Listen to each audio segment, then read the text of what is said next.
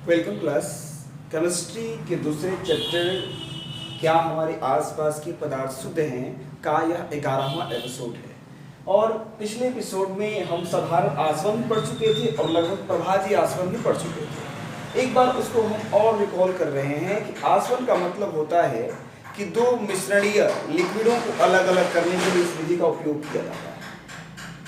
दो लिक्विड आपस में मिले हों जिनके क्वथनांकों में अंतर हो, क्वथनांक में अंतर का मतलब कि अलग अलग टेम्परेचर पे वो उड़ता हो, तो उसको हम आसवन विधि से अलग करते हैं। उस आसवन विधि को हमने दो जगह बांटा था, एक साधारण आसवन, एक प्रभाजी आसवन। दो लिक्विड आपस में मिले हुए हैं लेकिन उनके बीच कम से कम 25 केल्विन का डिफरेंस है, 25 केल्विन से अधिक का डिफरेंस होगा तब हम उसको साधारण आसवन से अलग कर लेंगे, जिसमें हमने एग्जाम्पल में एसीटोन और जल को अलग अलग करके बताया।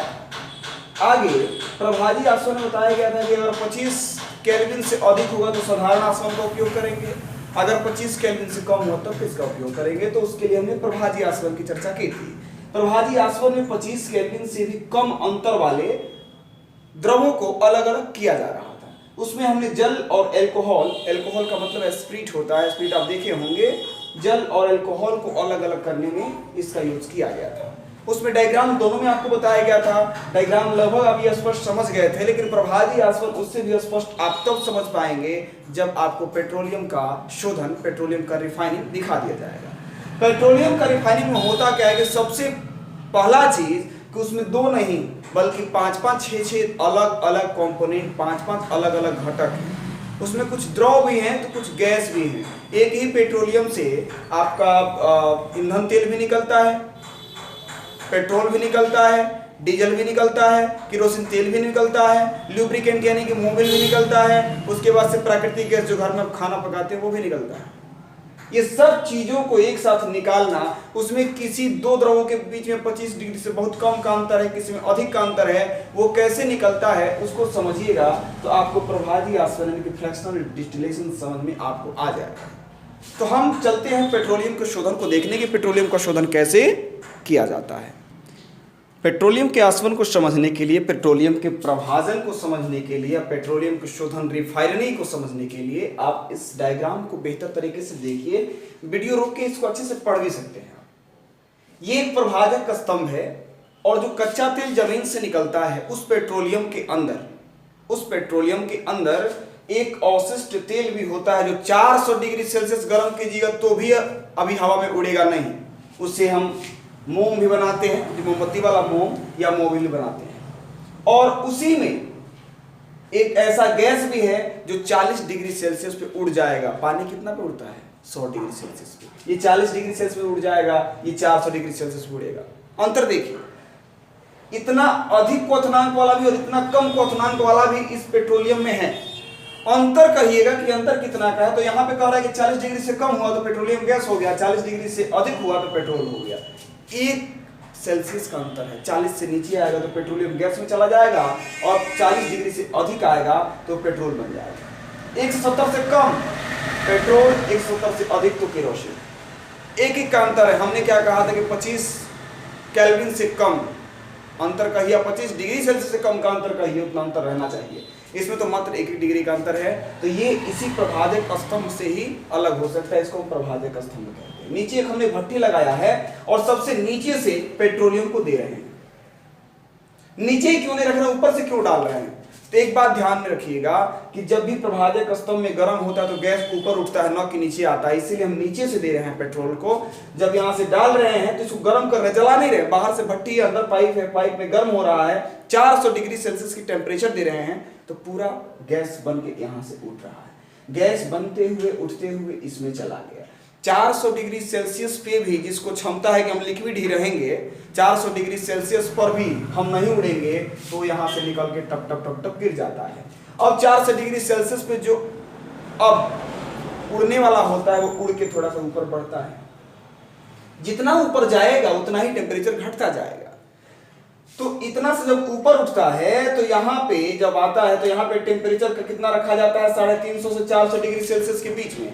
यानी कि 400 डिग्री सेल्सियस से थोड़ा सा भी कम होगा तो क्या होगा, यहाँ से हवा बन के तो उड़ेगा, थोड़ा सा भी कम पड़ेगा, वहां से फिर पानी बन जाएगा, लिक्विड फॉर्म में आएगा, टप टप टप टप करके यहाँ से गिर जाएगा, बाकी चीज उड़ता रहेगा। 450 से कम होगा, 350 तक जाने वाला लिक्विड यहाँ पे लिक्विड बन के निकल गया। बाकी अब 350 से भी कम होने के बाद भी, 350 होने के बाद भी अगर वो लिक्विड नहीं बन रहा है तो फिर हवा बन के बाकी ऊपर उड़ गया। अब देखते हैं कि डीजल 250 से 350 के बीच में है, यानी कि 350 से थोड़ा सा भी नीचे होगा, वो फटाक से गैस उड़ रहा है, पानी बन जाएगा, तो वो गैस उड़ के पानी बन के यहाँ से निकल जाएगा, यहाँ से डीजल निकल गया। अब 350 से नीचे 250 तक सब यहीं पे टप टप टप टप करके गिर जाएगा। अब कुछ ऐसे चीज है कि 250 डिग्री पर भी वो गैस ही रहेंगे, तो गैस रहेंगे तो चल ऊपर आ गया। ऊपर आने के बाद से 250 से थोड़ा सा भी नीचे जा रहा है, किसका, केरोसिन का। 250 से नीचे जो जाने वाला होगा वो यहाँ पे गिर जाएगा, बर्तन बनाया गया है ऊपर से जाके गिर जाएगा, टप टप टप यहाँ निकल जाएगा, वो निकलेगा तो क्या कहलाएगा, केरोसिन। उसके बाद से अब 170 डिग्री तक यहाँ गिर सकता है, 170 से कम जो होने वाला होगा यहाँ पे नहीं गिरेगा, टेम्परेचर उतना ही है, 170 तक है तो ऊपर उठ जाएगा, ऊपर उठते उठते जाएगा। तो यहाँ पे कह रहा है कि 170 से नीचे भी लिक्विड बनाने की क्षमता है, 170 से कम टेम्परेचर को भी यहाँ पे ठंडा कर दिया जा रहा है। तो यहाँ पे 40 डिग्री से लेकर के 170 डिग्री के बीच वाला लिक्विड यहाँ लिक्विड बन के टप टप टप टप टप टप टप गिर जा रहा है। यहाँ पे क्या निकल रहा है, पेट्रोल, और यहाँ पे निकल रहा है पेट्रोलियम गैस। अवशिष्ट तेल 400 डिग्री सेल्सियस से भी ऊपर वाला तेल यहाँ निकल जाएगा, जिससे हम मोम बना सकते हैं, मोबिल बना सकते हैं, एस्फॉल्ट बना सकते हैं। 350 से 450 डिग्री के बीच में ईंधन तेल होता है जो यहाँ निकल जा रहा है। 250 से 350 बीच का क्वथनांक डीजल होता है। क्वथनांक समझ रहे हैं ना, क्वथनांक का मतलब कि एक ऐसा टेम्परेचर जिसमें हवा बन के उड़ जाए, या एक ऐसा टेम्परेचर जिससे कम होने पर फिर वो लिक्विड बन जाए। तो 350 से 400 डिग्री तक का ईंधन तेल यहाँ गिर जा रहा है, 250 से 350 डिग्री वाला उड़ के यहाँ जा रहा है, लेकिन फिर यहाँ ठंडा होकर गिर जा रहा है। 250 से भी कम जो है जिसका क्वथनांक ऊपर चला जा रहा है, और फिर जब यहाँ जा रहा है तो इतना ठंडा किया जा रहा है कि 250 से कम और 170 डिग्री से अधिक वाला यहाँ गिर जा रहा है, फिर से 40 से 170 के बीच वाला यहाँ गिर जा रहा है, और 40 डिग्री से भी कम, 40 डिग्री से भी कम पर ही हवा बन के उड़ता है, वो यहाँ पे आकर लिक्विड बन के गिर जा रहा है। इस तरीके से पेट्रोलियम के सभी पार्ट को हम आराम से अलग कर लेते हैं। हाजी आसवन के साथ साथ प्रभाजी आसवन के उपयोग को भी पढ़ के आज प्रभाजी आसवन को कंप्लीट करेंगे हम। सबसे पहला चीज है कि मिश्रणीय द्रवों के मिश्रण को पृथक करने में द्रव लिक्विड आपस में मिलने वाले जो है उनको अलग करना हो ना, तो इसका यूज करते हैं।